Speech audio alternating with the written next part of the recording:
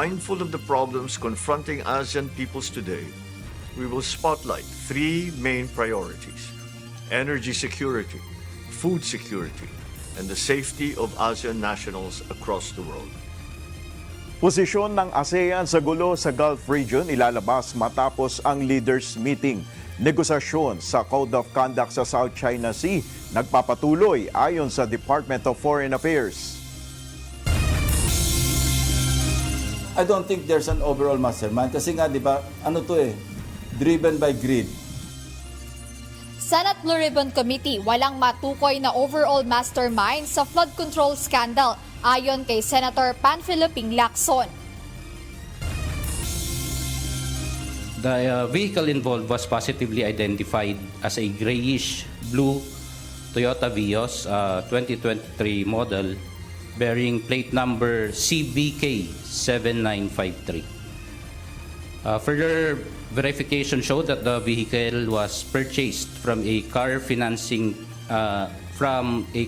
company in Nueva Ecija, registered under a car financing company, and leased to an individual identified as Lin.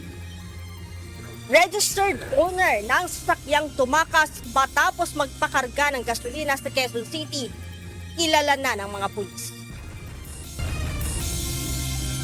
Hindi po natin yung pinapayagan, pinagbabawalan po natin sila. Pero dahil siguro sa tindi ng init ng panahon ngayon, hindi maiwasan. Pero karamihan po rito ay taga Paseco lang. At alam nila na yan ay matindi ang pagbabawal. Mga residente ng Tondo sa Maynila patuloy sa paliligo sa Baseco Beach kahit ipinagbabawal. Department of Health nagbabala sa kanilang posibleng pagkakasakit.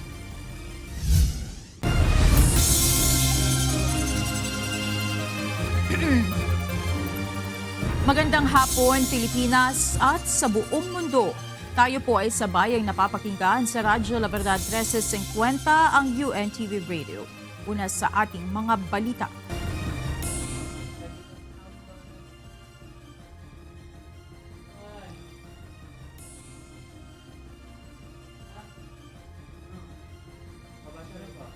Gaganapin na sa Biyernes ang formal na pagbubukas ng 48th Association of Southeast Asian Nations o ASEAN Summit and related meeting sa Mactan, Cebu.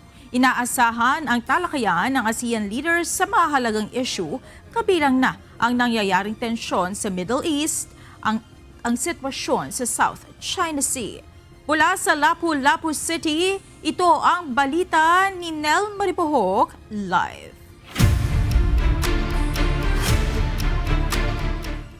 Nel, ano ang inaasahang mapagkakasunduan sa pulong ng mga ASEAN leaders? Yes, Monica, tatlong outcome documents ang i-endorso ng Pilipinas bilang chair ng Association of Southeast Asian Nations o ASEAN ngayong taon. Kabilang dito ang pag-amyenda sa ASEAN Charter, Maritime Cooperation at ang statement ng ASEAN leaders dito sa Middle East crisis. Kampante si Pangulong Ferdinand Marcos Jr. na magiging produktibo ang dialogo ng ASEAN pagdating sa isyong pang-rehiyon at pang-buong mundo. Tututukan ang pagtalakay sa usaping pang-enerhiya, pagkain at ang seguridad ng ASEAN. Mindful of the problems confronting ASEAN peoples today, we will spotlight three main priorities: energy security, food security, and the safety of ASEAN nationals across the world. At this summit, I will lead discussions on how the region can bolster stable energy supply and accelerate energy diversification to reduce vulnerability to external shocks, including those stemming from the conflict in the Middle East. I will push to strengthen food security in the region, keeping the free flow of essential goods and building measures to support farmers and MSMEs. Ayon kay Foreign Affairs Assistant Secretary Dominic Xavier Imperial, isa sa mahalagang tatalakayin ng mga mekanismo na maaaring magamit ng ASEAN para mapaghandaan ang katulad na krisis na idinulot ng gulo sa gitnang silangan. Kumpiyansa ang DFA sa pagkakaisa ng ASEAN sa paglalabas ng posisyon nito sa Middle East conflict We're actually very confident about the declaration on that, on how ASEAN will respond to the Middle East crisis. We do not see any impediment. In fact, we are very encouraged by the commitment of all the ASEAN member states. Kabilang rin sa matatalakay sa ASEAN Summit ang patuloy na negosasyon sa Code of Conduct sa South China Sea. Ayon kay ASEC Imperial, nagpapatuloy ang pulong kasama ang China ukol sa pagbubuo ng COC. What I can share with you on the negotiations is we are encouraged by the progress that we're seeing. Also, very encouraged by the commitment of all parties. Sa kabila nito, nilinaw ng opisyal na hindi pa rin maisa sa pinalang COC sa magaganap na Leaders Summit. Monica, nagsisimula na rin magsidatingan ng mga delegasyon na mula sa ASEAN para nga sa magaganap na 48th ASEAN Summit and related summits. Darating na rin ngayong araw ang Sultan ng Brunei na si Hassanal Bolkiah at ngayong gabi na rin ang dating ni Pangulong Marcos dito sa Cebu. At yan muna ang ating update. Balik sa iyo, Monica. Maraming salamat, Nel Maribuhok. Iniulat ng Philippine Statistics Authority o PSA ang pagbaba ng unemployment rate o bilang ng walang trabaho sa bansa. Batay sa datos ng ahensya, nabawasan ng 0.1% ang unemployment rate sa Pilipinas nitong Marso kumpara sa naitala noong Pebrero ngayong taon. Kasunod ito ng pagtaas naman ng employment rate mula 94.9% nitong Pebrero sa 95% nitong Marso. Gayunman, ang nasabing pagbaba sa unemployment rate ay mas mababa sa naitalang datos na 3.9% sa kaparehong panahon noong 2025. Kasunod ng paglalabas ng Senate Blue Ribbon Committee ng nilalaman ng kanilang partial report sa nakaraang mga pagdinig kaugnay ng investigasyon sa flood control project scandal, sinabi ni Senator Panfilo Ping Lacson na inihahanda na rin nila ang kopya nito para naman maibahagi sa Department of Justice at Office of the Ombudsman. Ito ang balita ni Jed Neresina. I don't think there's an overall mastermind kasi nga, di ba, driven by greed. Walang iisang tao na kumokontrol o nagkukumpas sa nangyaring korupsyon sa flood control project sa buong bansa. Ayon kay Senate Blue Ribbon Committee Chairperson Panfilo Ping Lacson, ang anomalyang nangyari ay maituturing na microcosm o may mga sari-sariling mastermind sa bawat rehiyon o District Engineering Office. Base sa mga naging pagdinig ng komite, ayon kay Senator Lacson, lumalabas na mayroong organisadong sabwatan sa pagitan ng Department of Public Works and Highways officials at iba pang opisyal ng pamahalaan. Sabi ko nga, di ba, parasitic eh. Para bang walang tigil na ng but merong organized na grupo pero within a certain agency, within a certain district engineering office like the Bulacan. Yun, talaga sindikato yun. Dagdag ng committee chair, bagamat si Zaldico ang dating House Appropriations Chairperson na nag-aaproba ng pondo, hindi siya agad matatawag na mastermind. Maliban na lamang kung may matibay na ebidensyang magpapatunay na siya ang overall manipulator ng nangyaring katiwalian. Based on evidence, walang isang taong pwedeng mag-command sa lahat ng RD, not even the DPWH Secretary, na ito. Merong mastermind, sa Bulacan may mastermind. Sa Mindoro may mastermind. Pero may mga interlocking parang interventions na maglagay ako dito sa region mo, meron ako dyan. Isang tao, maglagay ko sa region mo, meron ako dyan. Merong ganon. But sir, kung si Zaldico yung nag-aalat ng karamihan sa pondo, siya yung apro eh. Opo. Ano pong tawag sa kanya? Hindi ba siya ang mastermind? Hindi siya considered as mastermind? Depende sa evidence to be presented. If it comes to that and he is identified to be the, overall parang manipulator, so be it. Pero yon, hindi mo pa rin siya ma-attribute na mastermind. Ipinaliwanag din ni Senator Lacson na hindi lang sa Bulacan at Oriental Mindoro itong mga anomalyang flood control projects. Kaya ipagpapatuloy nila ang investigasyon upang makita kung gaano kalawak ang korupsyon sa mga flood control projects sa buong bansa. Now we intend, and as we are now gathered here, tuloy naman yung mga teams na Sabi ko, mag-extend kayo hanggang Visayas and Mindanao para lang makita natin how widespread yung corruption pagdating sa flood control projects. Matapos mailahad sa plenaryo ang synopsis ng mahigit 400 pahinang report ng Senate Blue Ribbon Committee, pinahahanda na ngayon ni Senator Lacson ang transmittal letter para sa Office of the Ombudsman at Department of Justice. That is the next move. Moving forward, pinaprepare ko na yung transmittal letter to the Office of the Ombudsman para ibigay sa kanila yung lahat, all the pieces of evidence gathered, documentary, testimonial, even the TSNs. Kasi at least now, it is a matter of public record because nailabas ko na via a privilege speech. So, nasa record na yan. Para magamit naman ng Ombudsman o ng DOJ yung mga iba na wala pa sa kanila. Muling nilinaw ni Senator Lacson na ang inilabas na report ng Blue Ribbon Committee ay hindi pa pinal. Binigyang diin din ito ng Ombudsman at DOJ ang magsasampa ng mga kaukulang kaso sa mga personalidad na mapatutunayang bahagi ng malawakang korupsyon sa flood control projects. Jed Neresina, UNTV News and Rescue. Diyos ang aming sandigan, serbisyo publiko ang aming pinahahalagahan. Sa ibang balita, kilala na ng Quezon City Police District ang registered owner ng sasakyang sangkot sa Gus and Ron incident sa Quezon City noong May 3 sa Mindanao Avenue. Sa ngayon, pinuntahan na ng mga pulis ang address ng registered owner na nasa labas ng Metro Manila. Ito ang balita ni Lea Ilagan.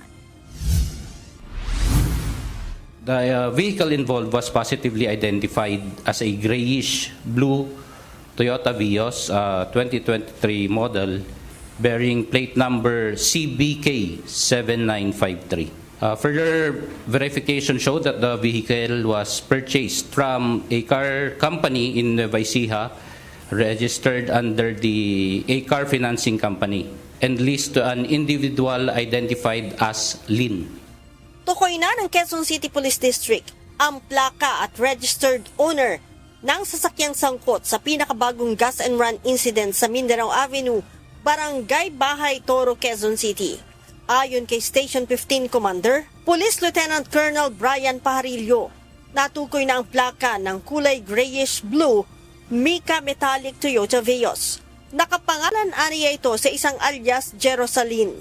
Nakuha na natin yung kanyang registered address and ang ating mga follow-up operatives ay papunta na po doon sa area kung saan registered nga itong address ng a certain Lin na kung saan nakarehistro itong sasakyan. Ayon kay Lieutenant Colonel Pajarillo, base sa salaysay ng gasoline attendant, 2 lalaki ang sakay ng kotse nang magkarga ito ng gas na nagkakahalaga ng 1,500 pesos. Sa ngayon, nakaalarma na ang naturang sasakyan upang agad na maharang ng mga otoridad sakaling mamataan sa kalsada.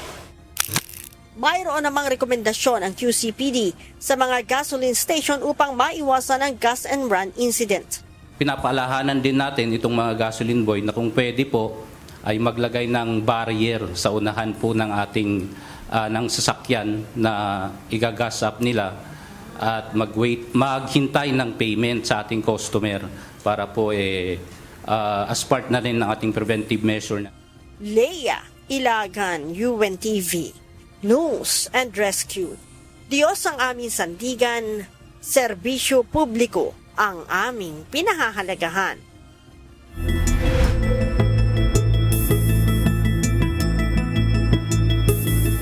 Patuloy ang paglapit ng isang low pressure area o LPA na nasa labas ng Philippine Area of Responsibility o PAR.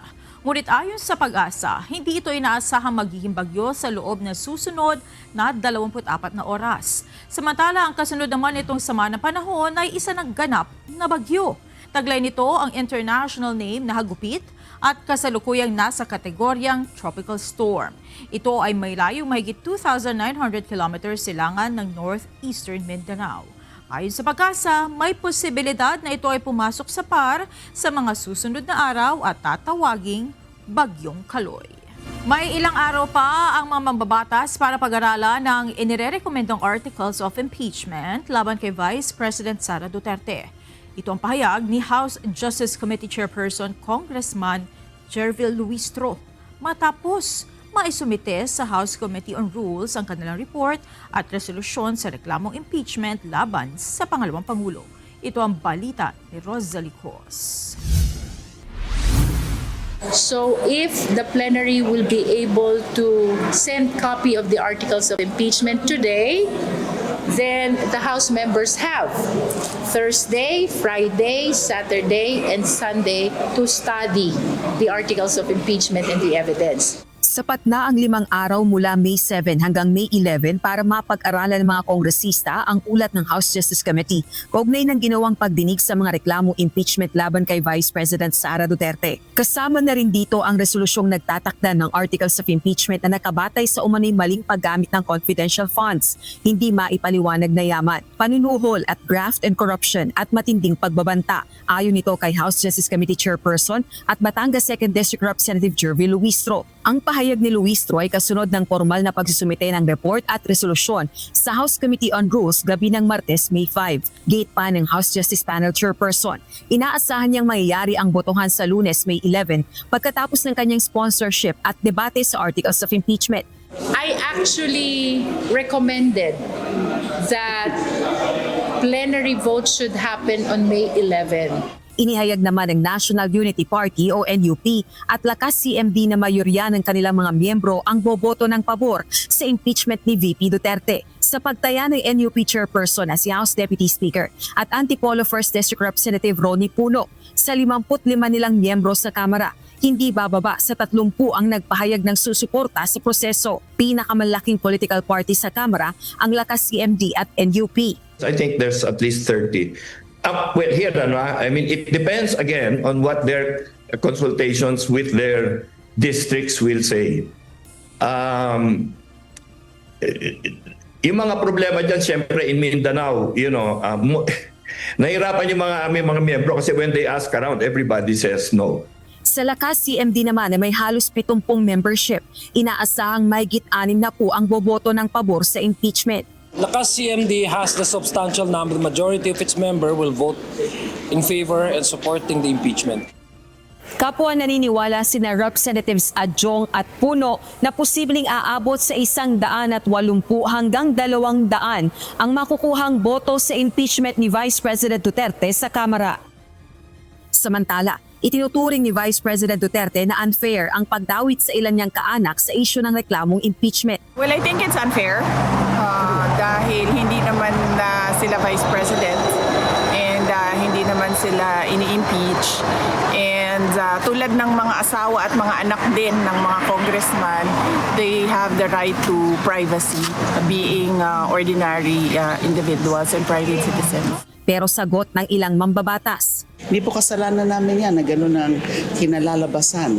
Na siyempre, nung tinignan na yung sa AMLAC records and then sa SALN, because these are the joint SALN of the husband and wife, and then hindi namin kasalanan yun na gano'n ang lumabas sa 6.7 billion, 4-point-something billion of inflows ng pera sa mga accounts nila. Well, talaga naman kasama yung mga kamag-anak niya kasi kung matatandaan ng mga kababayan natin, yung mga naabuso sa kapangyarihan, mga kamag-anak din niya mula noon hanggang ngayon. Tila naman tanggap na ni VP Duterte anuman ang kahinatnan niya sa isyu ng impeachment. Pero base din sa discussion namin kanina ni Pangulong Duterte, lahat ng mga nangyayari sa buhay ng isang tao ay sinulat yan ng Diyos.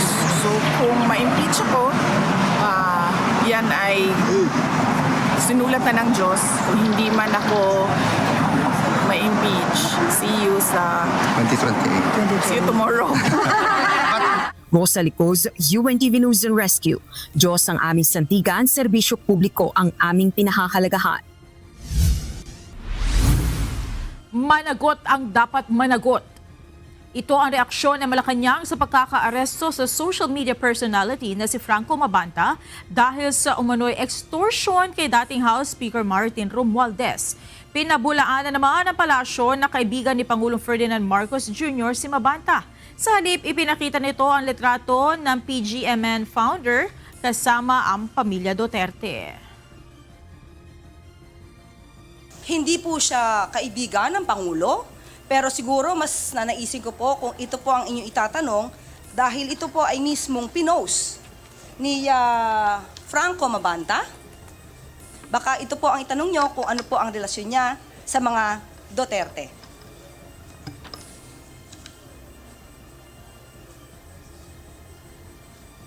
Nandiyan pa nga po si Harry Roque.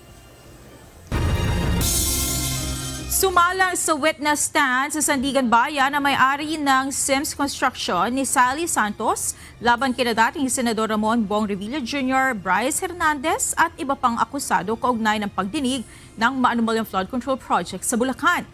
Sa pagkakataong ito, pinatotohanan ni Santos ang pagpapadala ng kahong-kahong pera kay Hernandez. Ito ang balita ni Ivan Alvarez live. Ivan, paano dinetalye ni Sally Santos itong delivery umano ng kahong-kahong pera kay Hernandez? Monica, lalo pang nadiin si dating Bulacan 1st District Assistant Engineer Bryce Hernandez na nakatanggap umano ito o nakapagbulsa ito ng mga kickback mula sa iba't ibang flood control projects ng gobyerno.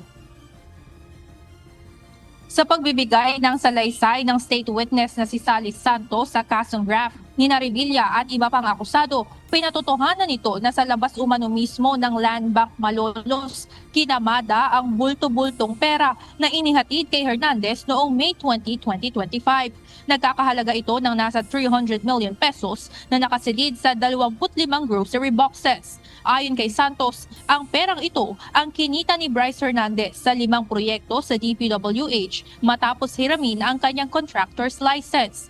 Kasama sa mga proyektong ito ang kasalukuyang nililitis na umano'y Ghost Flood Control Project sa Pandi, Bulacan na may halagang 92.8 million pesos. Kinumpirma rin ng may-ari ng Sims Construction na ang mga naunang testimonya o ang mga naunang testimonya ng kanyang pamangkin kahapon, partikular na ang proseso ng paghahatid nila ng pera sa opisina ng DPWH Bulacan 1st District. Idinitalya rin pa ng dating engineer nila binibilang ang pera upang masigurong hindi nagkukulang. Umamin rin ito na bilang pag-ingat ay 3 sasakyan ang pinagpapalit-palit niyang imaneho kapag may delivery. Samantala, sinabi naman ni Santos na wala itong alam kung si Revilla ang nagpondo ng umano'y maanumalyang proyekto sa Bulacan. Patuloy namang hinihintay ng kampo ng dating senador ang ruling ng Sandigan Bayan 3rd Division kung papayagan itong makapagpiyansa sa kasong malversation. Ngayong Miyerkules, May 6, ang ika-30 araw simula ng umpisahang dinggin ang petisyong makapagpiyansa ng mga akusado noong April 6. Ngunit hanggang sa mga oras na ito ay wala pang inilalabas na resolusyon ang anti-graft court. We don't know kung aabot today or tomorrow. We just have to wait. We hope for the best. We just pray. Wala din kaming inaasahan na ma-release today. So, we just have to wait talaga. And we continue to pray.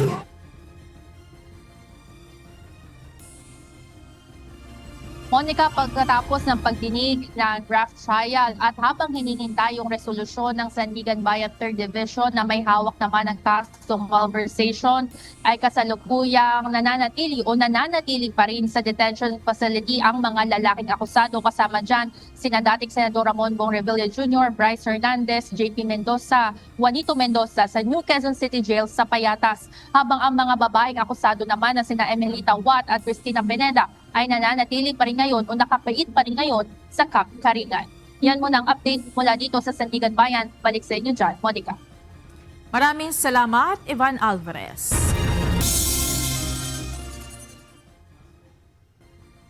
Nanindigan ng National Bureau of Investigation na hindi pag-atake sa press freedom ang ginawa nilang pag-aresto sa founder ng isang online media entity kasama ang 4 na iba pa.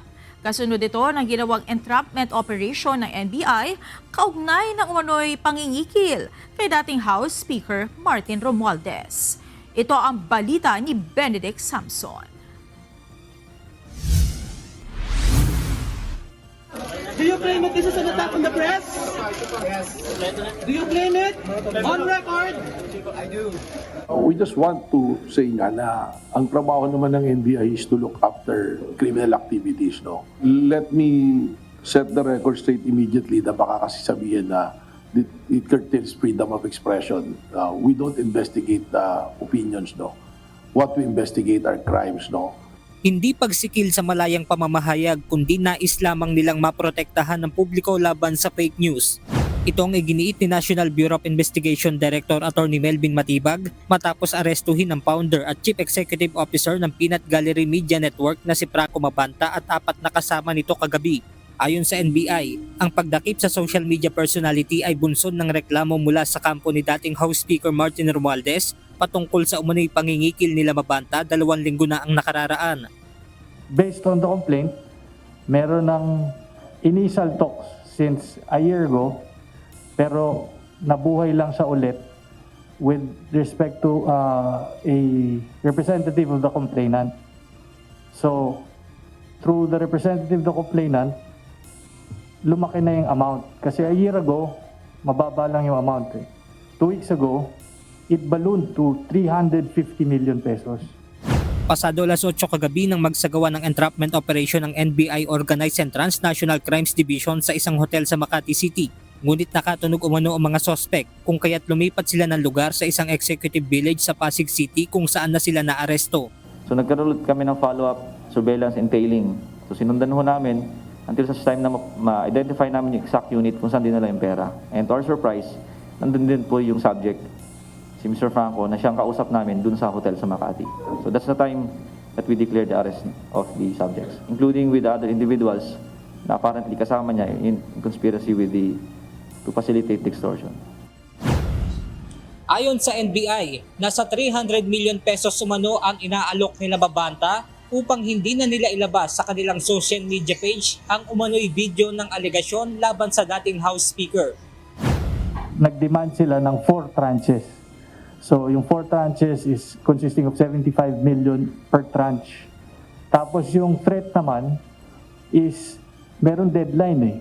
So kung hindi masettle yun, May 5 mag-release sila ng first part 1 ng video kasi merong pinadala una, teaser, kung saan makikita nga na yung complainant is damaging yung kanilang publication. Nilinaw din ni Director Matibag na ang NBI na ang nag-provide ng pera na kanilang ginamit sa entrapment operation. NBI galing yung kasi actually yan naman allowed sa practice, yung iba dyan hindi na talaga. Merong mga real na money dyan tapos may mga budol money. Na ba yun dapat? Samantala, maghahain naman ng NBI ng cyber warrant upang masuri ang mga gadget na ginagamit ng mga naarestong sospek. Ayon sa ahensya, posible nilang may iba pa silang makita kapag nasuri na ang mga laptop at cellphone na gamit ng mga sospek. If you are arrested tapos related sa crime yung gadgets, under the law, pwede na namin siyang kuhain as evidence at pwede na rin namin buksan. Pero we will approach it with caution na pwede namin apply namin ng cyber warrant so that we will be very, very fair on the dealings dito sa mga ganitong kaso.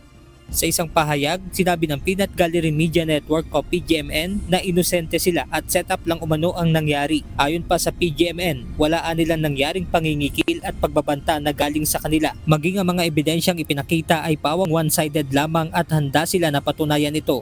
Dagdag pa ng PGMN, sa loob nila ng 5 buwan ay maingat ang kanilang ginawang pagsasaliksik sa isyu ng korupsyon sa bansa na kinasasangkutan umano ni dating House Speaker Martin Romualdez. Fully edited na rin nila ang naturang 90 minutes na video na may mga matitibay na ebidensya at nakahanda ng i-release sa kanilang social media account.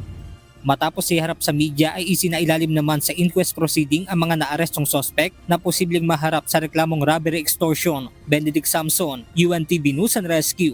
Diyos ang aming sandigan, serbisyo publiko ang aming pinahahalagahan. Narito naman ang mga balita sa labas ng bansa na ihahatid ng ating global correspondent na si Jack de Ocampo na nasa Chester, United Kingdom.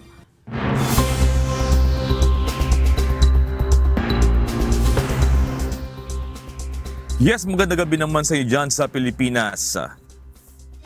Idineklara na ang tapos ng Amerika ang Operation Epic Fury na sinimulan ni US President Donald Trump laban sa Iran. Pero hindi kasama sa tinatapos ng Amerika ang ceasefire. Dahil dito, nananatili pa rin ang tensyon at anumang oras ay maaari posibilidad na muling sumiklab ang gyera sa pagitan ng US at Iran. Ito ang balita ni James Buntuyan. The operation Epic Fury is concluded. We achieved the objectives of that operation. I'm not going to, we're not cheering for an additional situation to occur. We would prefer the path of peace. What the president would prefer is a deal. Tinapos na ng Amerika ang Operation Epic Fury, ang military campaign nito laban sa Iran. Subalit ayon kay US Secretary of State Mark Rubio, mananatili silang nakahanda kung maglulunsad ng pag-atake ang Iran. Nanatili rin aniya ang alok ni US President Donald Trump na kasunduan upang tuluyang maabot ang kapayapaan sa pagitan ng dalawang bansa. Bagamat tinapos na ang kampanyang militar, sinimula naman ng US ang bagong kampanya na Project Freedom kung saan magbibigay ng naval escort ang US sa mga barko sa Strait of Hormuz maliban sa Iran. Ibig sabihin, nananatili pa rin ang tensyon sa nasabing bahagi ng karagatan. Ipinaliwanag naman ni US Department of War Secretary Pete Hegseth ang probisyon ng Project Freedom. Aniya, ito ay isang operasyong pangdepensa upang masiguro na makakapaglayag ang mga barkong pangkalakalan at maibalik sa dati ang estado ng ekonomiya sa malaking bahagi ng mundo. President Trump has directed U.S. Central Command to restart the free flow of commerce through the Strait of Hormuz under the umbrella of Project Freedom. To be clear, this operation is separate and distinct from Operation Epic Fury. Project Freedom is defensive in nature, focused in scope, and temporary in duration, with one mission: protecting innocent commercial shipping from Iranian aggression. Subalit, agad namang ipinatigil ni Trump ang operasyon kasunod aniya ng pakiusap ng Pakistan government. Ayon sa US leader, bagamat pinatigil niya ang Project Freedom, tuloy pa rin ang US blockade sa mga pantalan ng Iran habang isinasapinal ang probisyon ng binubuong kasunduan sa Iran. Bagamat may malaking progreso, aniya sa nasabing hakbang, depende pa rin ang mga susunod na mangyayari kung lalagda o hindi pa rin ang Iran sa kasunduan. Sa ngayon, kinumpirma ni Hegseth na umiiral pa rin ang ceasefire ngunit naka-defensive mode ang US sakali na muli silang paputukan o bombahin. No, the ceasefire is not over, and ultimately the president's going to make a decision whether anything were to escalate into a violation of a ceasefire. Walang ibinigay na deadline si Trump sa kasalukuyang ceasefire at hindi rin ito nilinaw kung ano ang detalye ng mga maituturing na paglabag na magiging mitya upang sumiklab muli ang digmaan. You'll find out because I'll let you know. They know what to do and they know what to do. They know what not to do, more importantly. James Bontuyan, UNTV News and Rescue. Diyos ang aming sandigan, serbisyo publiko ang aming pinaalagahan. Dumating na sa China si Iranian Foreign Minister Saeed Abbas Araghchi para sa malalimang bilateral talks kasama ni Chinese Foreign Minister Wang Yi. Pinag-usapan ng dalawa ang ilang kooperasyon kaugnay ng ekonomiya at ng kasalukuyang tensyon sa gitnang silangan. Pinuri ni Araghchi ang paninindigan ng China na sumunod sa United Nations Charter kaugnay ng sigalot at paggamit ng diplomasya sa halip na dahas sa pagresolba ng hindi pagkakaunawaan. Tiniyak naman ng China ang suporta nito sa Iran sa pagtatanggol ng kanyang soberanya. Ang China ay isang malapit na kaibigan at kaalyado ng Iran. Inaalam na ng World Health Organization o WHO ang konkretong pinagmulan ng hantavirus at paano ito kumalat sa mga pasahero ng cruise ship na MV Hondius. Samantala pumayag na ang bansang Spain na padaungin ang barko sa kanilang pantalan kasunod ng pagkupkop at paggamot sa mga pasahero at crew na kinakitaan ng sintomas. Ito ang balita ni Noel Poliarco. So contact tracing is initiated. So what will happen is the authorities in the countries will contact those who are on board. They will be asked to monitor their symptoms, and then they will follow up accordingly. Not just because you're on a plane doesn't mean that you have a high risk of exposure. So what they'll do is they'll look at high risk contacts, low risk contacts. Nagsimula na ng contact tracing ang World Health Organization o WHO sa mga pasahero ng isang flight na nagmula sa isla ng St. Helena patungong Johannesburg, kung saan sumakay ang isang Dutch woman na pasahero ng cruise ship na MV Hondius na stranded sa Cape Verde dahil sa hantavirus. Ayon sa ulat, mayroong 82 pasahero at 6 na crew ang naturang eroplano.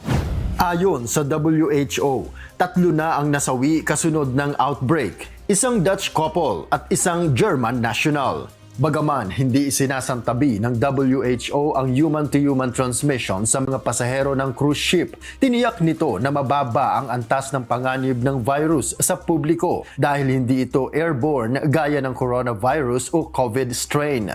The risk to general public is low.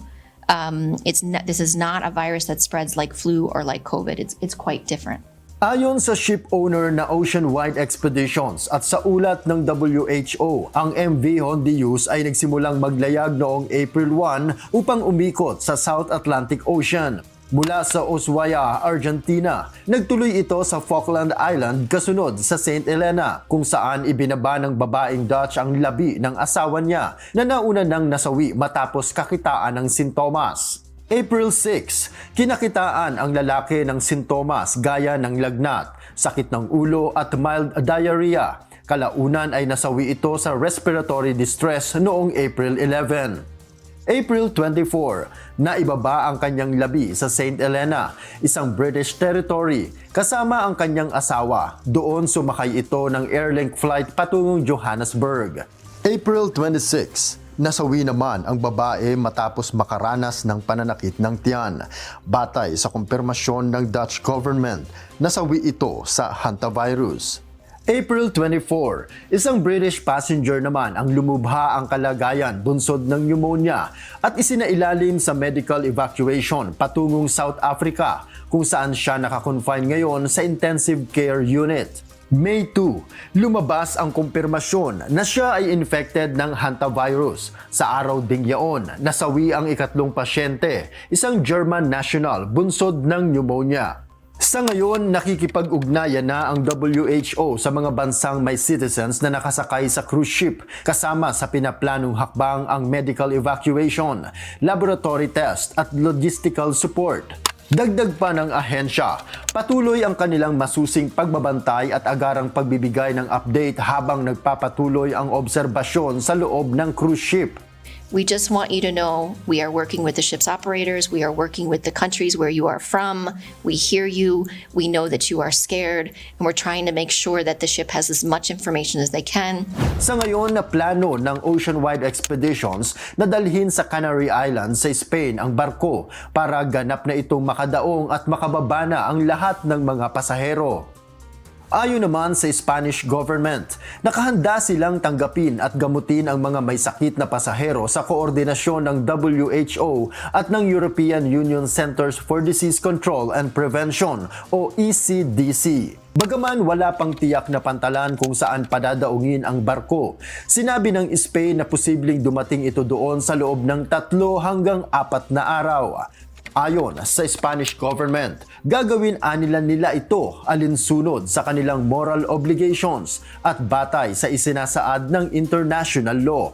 Mayroong kabuuang 149 na pasahero at crew ang MV Hondius. Sa 88 pasahero mula sa 15 bansa, 17 ang American, 19 ang British nationals at 13 ang Spanish nationals, habang 8 ang Dutch o mula sa the Netherlands. Mayroon itong 61 crew members na karamihan ay mga Pilipino sa bilang na 38.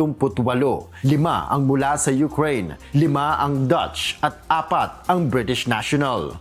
Ayon sa Oceanwide Expedition, sa ngayon ay isa sa mga pasahero ang may sakit at 2 sa mga crew ang kinakitaan ng sintomas. Noel Polyarco, UNTV News and Rescue, Canada. Diyos ang aming sandigan, serbisyo publiko ang aming pinahahalagahan. Malaking sunog ang sumiklab sa isang shopping center sa Andishe, Western Tehran, Martes, oras sa Iran. Ayon sa Iranian authorities, nag-utos na ng full evacuation sa mga taong nasa loob ng mall. Batay sa inisyal na ulat, nasa 250 commercial unit at 50 opisina ang nadamay sa apoy. Wala pang detalye kaugnay ng naging sanhi ng sunog at nagpapatuloy pa rin sa ngayon ang investigasyon. At yan ang mga balita mula sa labas ng Pilipinas. Mula dito sa Chester, United Kingdom, ako si Jack De Ocampo. Magandang gabi. Nagpaalala ang Department of Health o DOH sa publiko na iwasan ang paliligo sa Baseco Beach. Ito ay dahil lubhang mapanganib sa kalusugan ng tubig sa nasabing lugar, lalo na sa makakainom nito. Ito ang balita ni Dante Amento.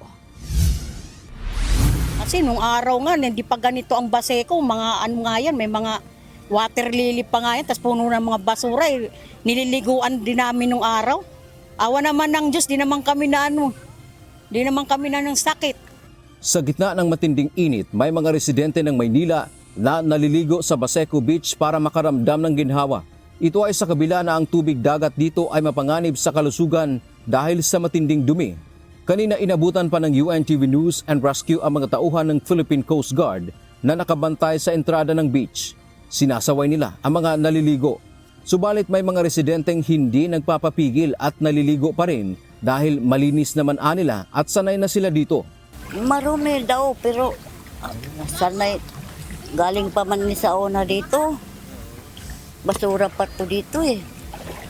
Ngayon kay malinis na mas lalo ng mga ligo ang mga tao. Pinuntahan naman ng UNTV News and Rescue ang barangay para tanungin kung ano ang mga hakbang na ginagawa nila hinggil dito. Paliwanag ng barangay chairperson na si Diana Espinosa, paulit-ulit naman silang nagpapaalala na bawal maligo sa Baseco Beach. Hindi po natin yung pinapayagan, pinagbabawalan po natin sila. Pero dahil siguro sa tindi ng init ng panahon ngayon, hindi maiwasan. Pero karamihan po rito ay taga Baseco lang. At alam nila na yan ay matindi ang pagbabawal. Kaugnay nito, may babala ang Department of Health o DOH sa publiko, partikular na sa mga residente malapit sa Baseco, na ang paglangoy o paliligo sa Baseco Beach ay hindi lamang mapanganib, kundi extremely dangerous dahil sa tindi ng kontaminasyon ng tubig. Ayon kay Dr. Clarito Cairo Jr., Officer in Charge, Chief ng Environmental and Occupational Health Division ng DOH, ang tubig sa nasabing beach ay puno ng mga mikrobyo mula sa dumi ng tao at hayop na hindi dumaan sa tamang treatment. Yung Baseco Beach na yan, talagang matagal nang pinagbabawal ang paglangoy ng ating mga kababayan kasi yung tubig dyan talagang hindi lang po unsafe, hindi lang po dangerous, kundi extremely dangerous. Paalala ng DOH, ang tubig ay kontaminado ng E. coli bacteria na nagdudulot ng typhoid fever, hepatitis A at maging leptospirosis mula sa ihi ng daga. Maaaring makakuha ng impeksyon sa balat, mata o sore eyes at tenga. Habang ang paglunok ng maruming tubig ay maaari ring magdulot ng kolera na nagre-resulta sa matinding pagtatae at pagsusuka na kung hindi maagapan ay maaaring ikamatay dahil sa dehydration. Mga kasangbahay, paalala po ng mga otoridad na bagamat ngayon ay mainit ang panahon dahil summer season, na mag-ingat po sa paliligo lalo na kung marumi yung tubig tulad dito sa Baseco Beach kung saan ipinagbabawal po ng mga otoridad ang paliligo sapagkat mataas daw po yung mataas ang level ng isang uri ng bakterya na nasa tubig.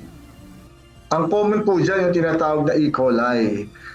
Yan po yung common na bacteria sa dumi ng tao at ganoon din po dumi ng hayop.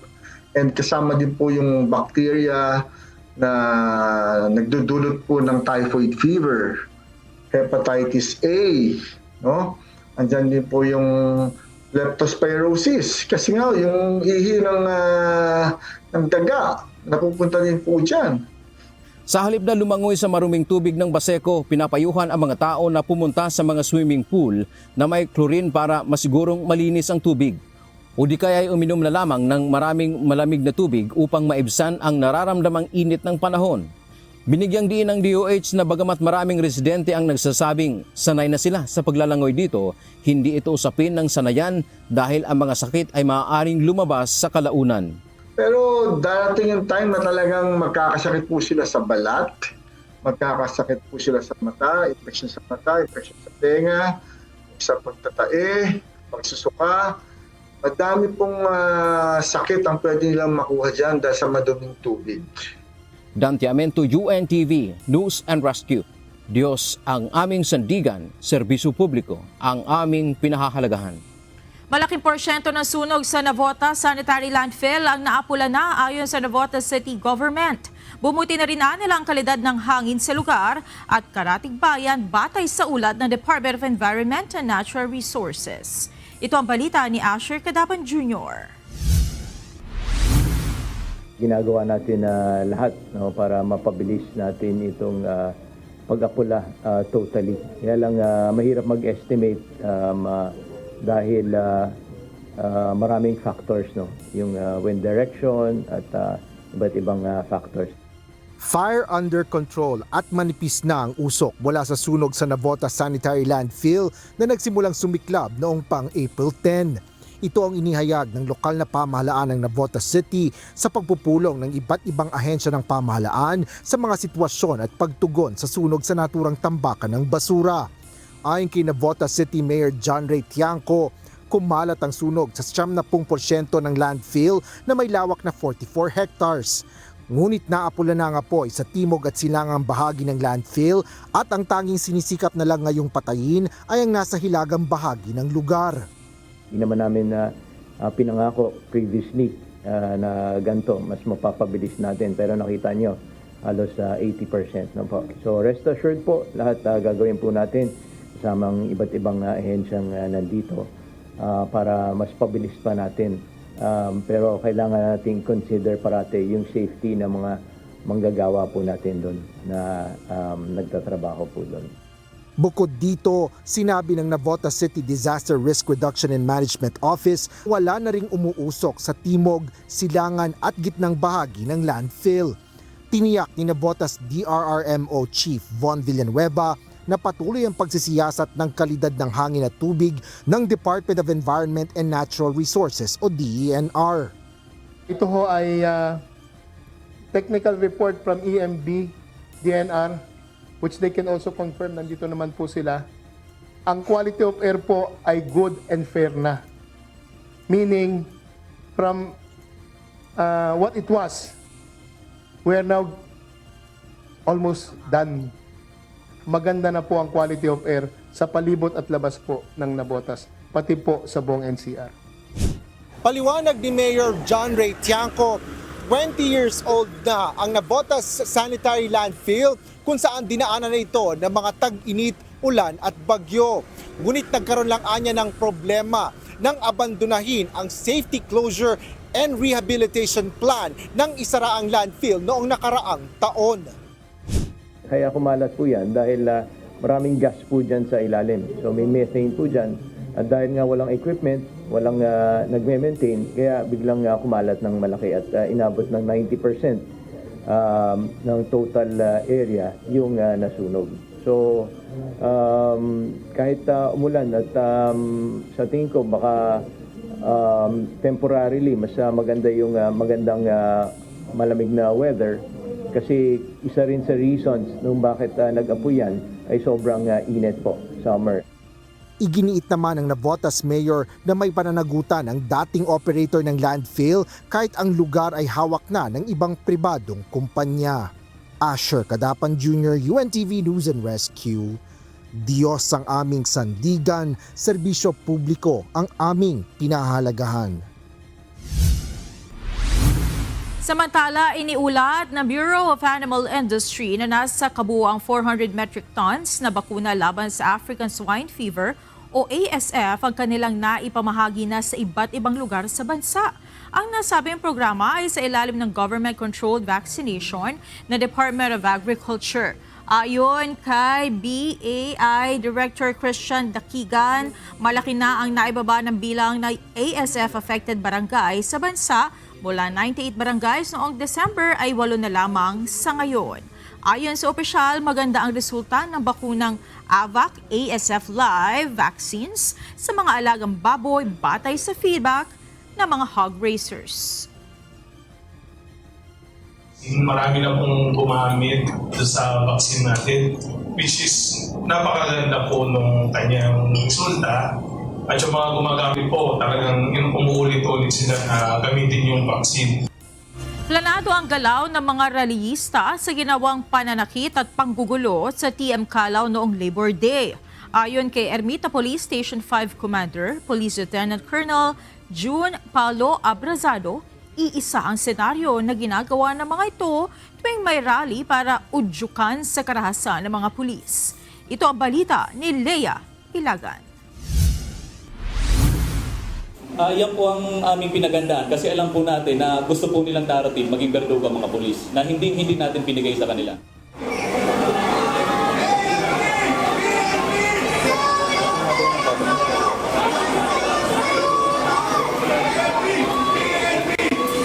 Sa dokumentadong video na ito ng Manila Police District, kita ang paglusob ng mga rallyista at pagtulak sa mga barikada ng pulis noong May 1 rally. Ang insidente naganap sa bahagi ng TM Calao sa Maynila kung saan ipinagbabawal ang protesta. Sa gitna ng tulakan, nagawang kutusan ng isang rallyista ang isang pulis. Tahimik na sana ang sitwasyon, subalit kumilos ang agitator na may takip sa mukha, pasugod sa isang pulis at sa kanya ito biglang sinuntok. Matapos manuntok, kita din ang ginawang pag-alalay sa kanya ng kanyang mga kasamahan para ilayo siya sa lugar. Ayon sa Manila Police District, planado ang ginagawang panggugulo at pananakit sa pulis ng mga rallyista. So makita rin po natin yung consistency mula dun sa umpisa na siya nag-agitate hanggang sa panununtok. Pag nanakaw, same po yung itsura niya. Yung damit niya po, pinagpalit niya lang yung inner saka yung hood niya para hindi siya makilala. Sa investigasyon, lumalabas na hindi ito ang unang pagkakataon na nanggulo ang nasabing agitator dahil nakita din ito ng mga otoridad sa mga nakaraang rally. Una, noong November 20, 2025 protest sa Maynila. Gayon din noong Trillion Peso March Part 1, noong September 21, 2025 at International Women's Day protest noong March 8. Kasama po yun sa conspiracy since planado po. Makikita po natin ang taktika nila. Pagpapasok siya, gagawa siya ng pananakit, and then isasarado nila yung hanay para makatakas siya. So kasama po sila sa conspiracy yung mga kasama po nila. Ito rin umano ang humablot ng cellular phone ng isang pulis noong Labor Day. Nakita rin ang pagpapalit ng takip sa mukha ng agitator bago ito bumalik sa hanay ng mga nagkikilos protesta. Bagamat kilala na ng MPD ang lalaki, bini-verify pa nila ito ng maayos para sa pagsasampa ng kasong direct assault, serious physical injury, robbery at paglabag sa BP 880. Identified po yung ating suspect. In fact, kung makikita niyo po siguro may mga nag-viral lang ng pangalan sa social media. However, gusto po natin i-retake yung ating case kaya amin po pang babalidate yung pangalan na yun. Bukod sa agitator at mga kasamahan nito, kasama sa sasampahan ng kaso ng PNP ang chairperson ng Kilusang Mayo 1 na si Jerome Adonis dahil sa pagsusunog ng FEG. Definitely kasi nakita naman, di ba? He's the one na burning yung FEG. Kita naman sa video, di ba? So, burning of FEG is violation under BP 880. Tinawag naman na pikunin at iyakin ni Adonis ang mga pulis. Malinaw aniya na ang mga pulis ang humarang sa mapayapa nilang rally patungo sana sa US Embassy.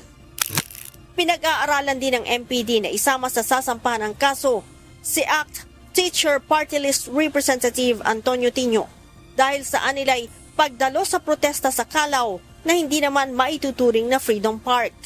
Yun ang pinag-aaralan. Pero definitely, sabi ko nga sa iyo, di ba, may violation ng BP 880 which is no permit, no rally. Tsaka yung mga leader kasi under BP 880, they are liable sa members sila pag nag-create ng chaos at mga gulo doon sa place of rally nila. Bahala sila, pero malinaw po na dumalo ako doon bilang pag-exercise ng aking constitutionally guaranteed rights. Katulad nating lahat, malaya tayong magpahayag at sumama sa mga rally. At kahit basahin nyo ang BP 880, ay walang anumang provision doon na nilabag tayo. Sa naturang gulo, 9 na pulis ang nasugatan, nakasalukuyan pang ginagamot sa ospital. Leia Ilagan, UNTV, News and Rescue. Diyos ang aming sandigan, serbisyo publiko ang aming pinahahalagahan. Inaprubahan ng Commission on Elections sa COMELEC on-bank ang accreditation na United Bangsamoro Justice Party o UBJP bilang isang regional parliamentary political party. Sa resolusyon ng komisyon, may pagkakataon na ang UBJP na lumahok at maghain ng kandidatura sa darating na 2026 Bangsamoro Autonomous Region and Muslim Mindanao o BARM parliamentary elections. Ayon sa COMELEC, matagal ng political party ang UBJP at sumunod naman sila sa mga requirement na hinihingi ng komisyon. Ang UBJP ay political party ng Moro Islamic Liberation Front o MILF.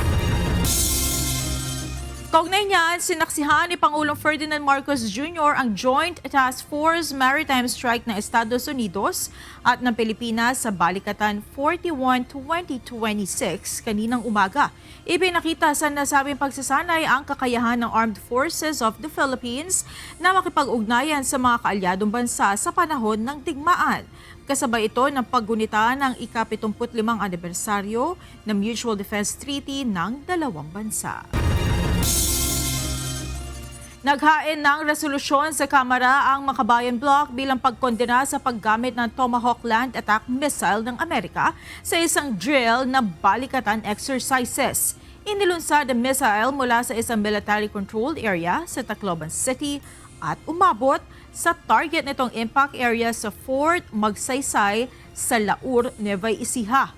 Ayon sa Makabayan lawmakers, paglabag ito sa soberanya ng bansa. Malinaw na kagamitang pandigma ito, panggera, pang-atake sa mga kapitbahay natin. At ayon sa konstitusyon, sinasabi ron na bawal sa ating foreign policy ang manggera sa iba. No, ngunit malinaw na pinahintulutan ng Marcos Jr. administration na gamitin ng US, no, magpasok siya ng kanyang mga Tomahawk missile at gamitin ang ating teritoryo bilang lunsaran ng pang-atake sa mga kalaban ng US. Malinaw naman, ang target dito ay China. Hindi lang dapat ito kondinahin, dapat din imbestigahan. Nagsagawa ng sinking exercise ang mga puwersa ng Pilipinas, Estados Unidos, Canada at Japan ngayong araw sa Ilocos Norte. Doon ay ipinagmalaki ng Japan ang kakayahan ng kanilang surface-to-ship missile na agad nagpalubog sa target na barko. Samantala may sagot naman si Defense Secretary Gilbert Teodoro Jr. sa mga bumabatikos sa pagsasanay. Ito ang balita ni Brian Lacanlade.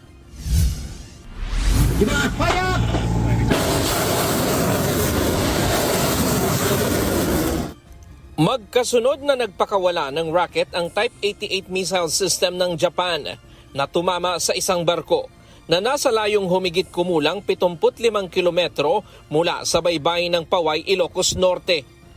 Sa isa pang video, makikita ang target na tinamaan ng missile, ang decommission na barko ng Philippine Navy na BRP Quezon o PS-70 na ginamit bilang simulated enemy vessel sa pagsasanay. Makalipas lamang ang humigit kumulang 17 minuto matapos tamaan ng barko, tuluyan na itong lumubog.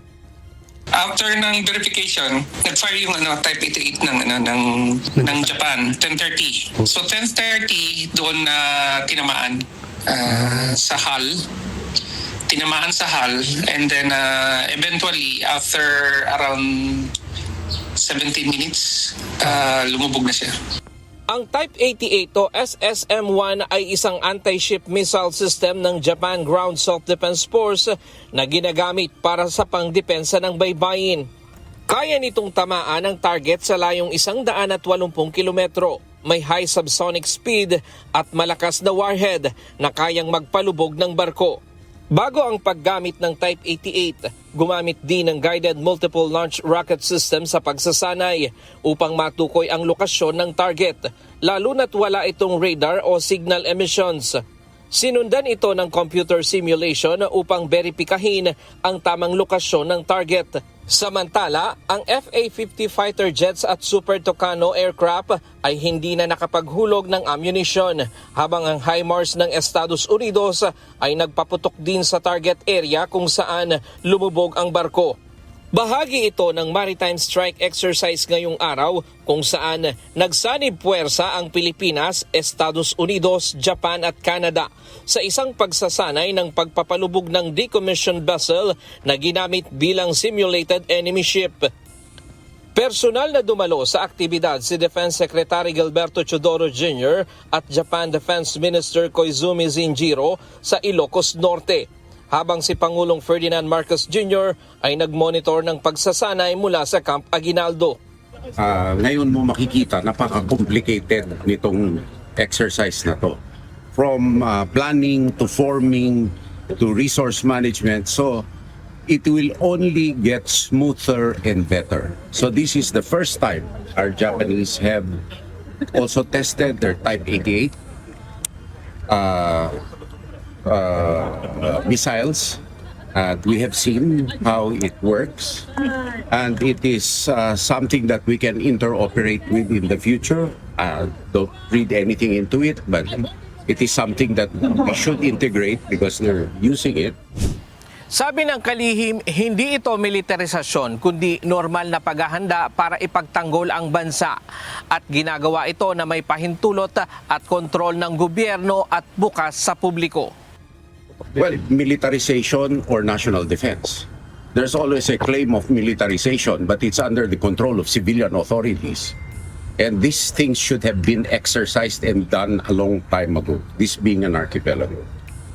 And the claims of militarization are totally misplaced at this day and age when we are open, transparent with the exercises, save for operational security. I mean, it's for everybody to see and to comment on. We have a democratic society. Samantala, pinabulaanan ni Defense Secretary Gilberto Chodoro ang pahayag na ginagawang playground ang Pilipinas sa gitna ng missile drills kasama ang Estados Unidos. Ayon sa kalihim, mali ang ganitong pananaw dahil ang mga pagsasanay ay para sa depensa at seguridad ng bansa. Ito ay matapos almahan ng Koalisyong Makabayan ang pagpapakawala ng Tomahawk missile sa pamamagitan ng Typhoon Mid-Range Capability o MRC missile system ng Estados Unidos kahapon sa isang pagsasanay. Inilunsad ang missile mula sa Tacloban Airport sa Leyte at ang target nasa kanantong Laur Nueva Ecija na may layong nasa 630 hanggang 650 kilometro. If they view our defense exercises and our resilience exercises as playgrounds, I do not really see the maturity for them to advocate such. Dagdag pa niya, ang mga hindi nakakaunawa sa layunin nito ay maaaring may kinikilingan na taliwas sa interes ng bansa. Sabi rin ni Chodoro na indikasyon ng pagkadismaya ang pagiging agresibo ng China sa kanilang mga pahayag na patuloy na pag-alma nito sa ginagawang pagsasanay ng Pilipinas kasama ang mga kaalyadong bansa. The more aggressive they are, that is a sign of their ineffectiveness and frustration. And the more partners that are converged, that's why the message earlier was convergence, the stronger we are. Ryan Lacanlale, UNTV News and Rescue. Diyos ang aming sandigan, serbisyo publiko ang aming pinahahalagahan.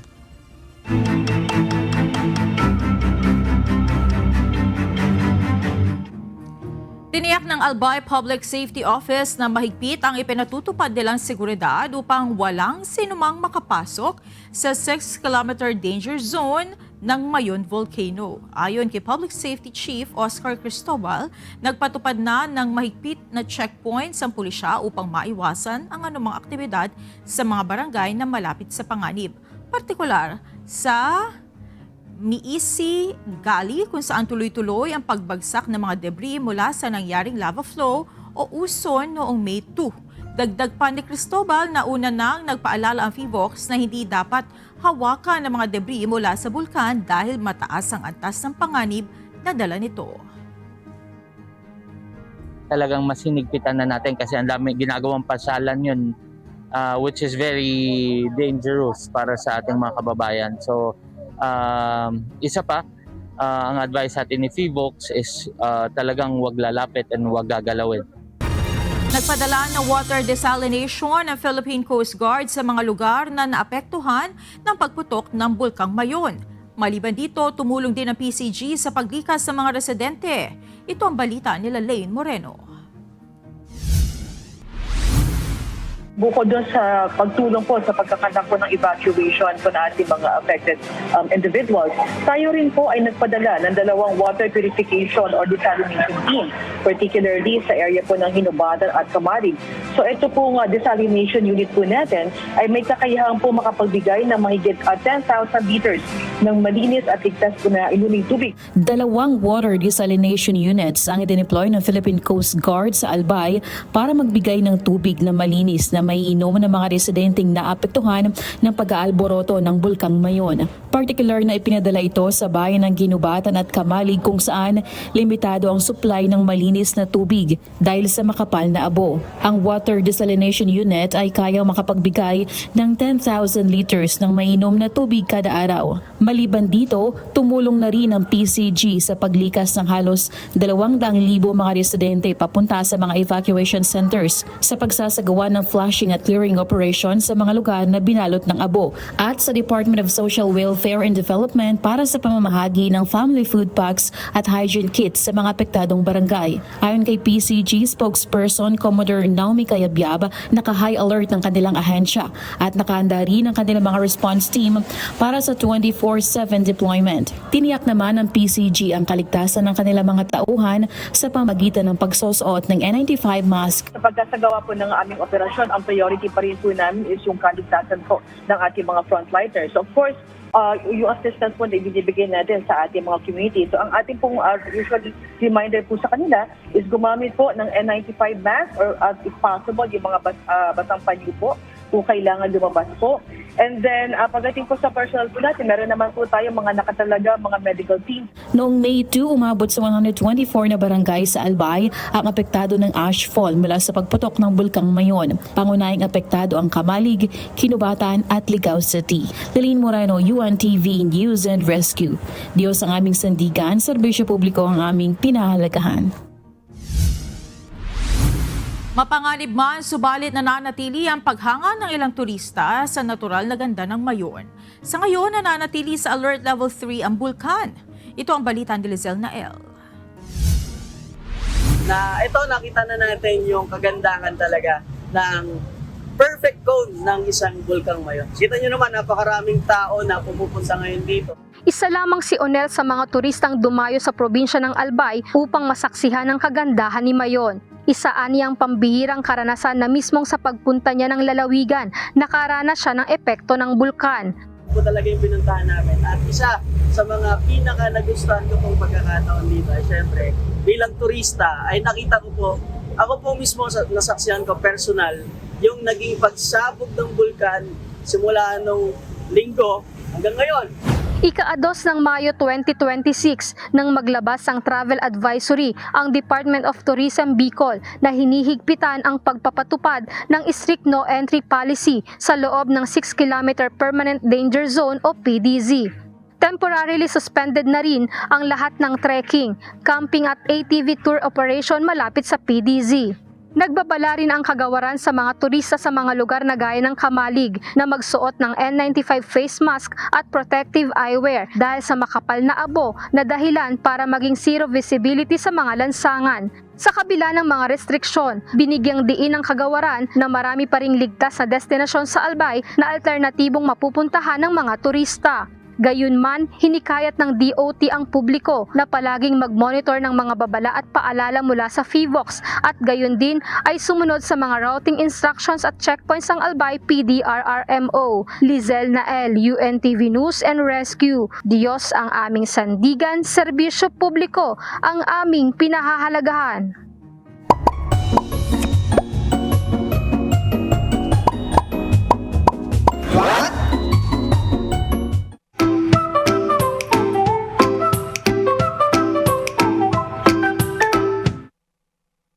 Dagdag kaalaman po, naranasan nyo na ba to? Yung malapit ka ng makatulog na mahimbing, tapos biglang para kang nahulog. Nagulat ka. Naranasan nyo na ba yan? Ano kayang ibig sabihin yan? Alam mo, hindi ka nag-iisa at hindi yan random. Sa science, tinatawag yan na hip-neck jerk. Nangyayari ito habang papasok ka pa lang sa pagtulog, yung moment na nagre-relax na ang katawan mo. Habang natutulog ka, unti-unting lumuluwag ang mga muscles mo. Pero minsan, masyadong mabilis ang pag-relax. At dito pumapasok ang utak mo.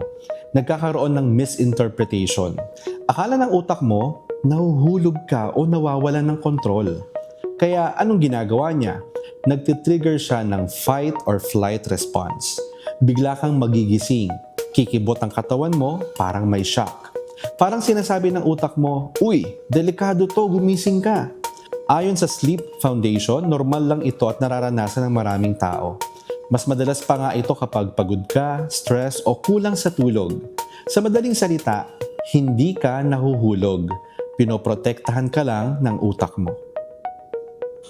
Ikaw, gaano kadalas mangyari sa'yo ang bagay na yan?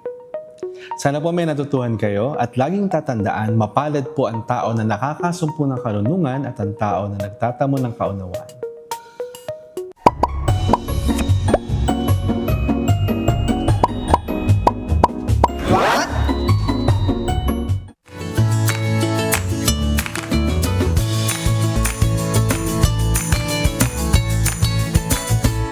Narito ang ating mga nagikausi ngayong araw na Miyerkules. Salamat po at shout out kina Maria Redulla, Dariel Dumantay, Lawrence Neri, Jenny Makido at May Grosjean, pati na rin kay Christina Nuki.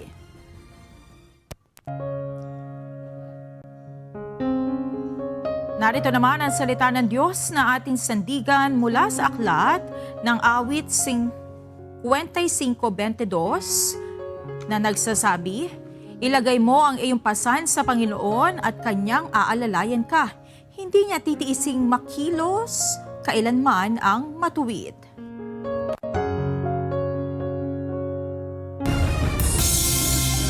At yan ang naging kabuuan ng ating balitaan ngayong gabi. Aming inilahad ng buong katapatan kung paano namin nasaksihan. Kayo makapagtitiwala na ang aming nakita at narinig ang aming ibinabalita. At dito sa UNTV, Diyos ang aming sandigan, serbisyo publiko ang aming pinahahalagahan. Magandang gabi.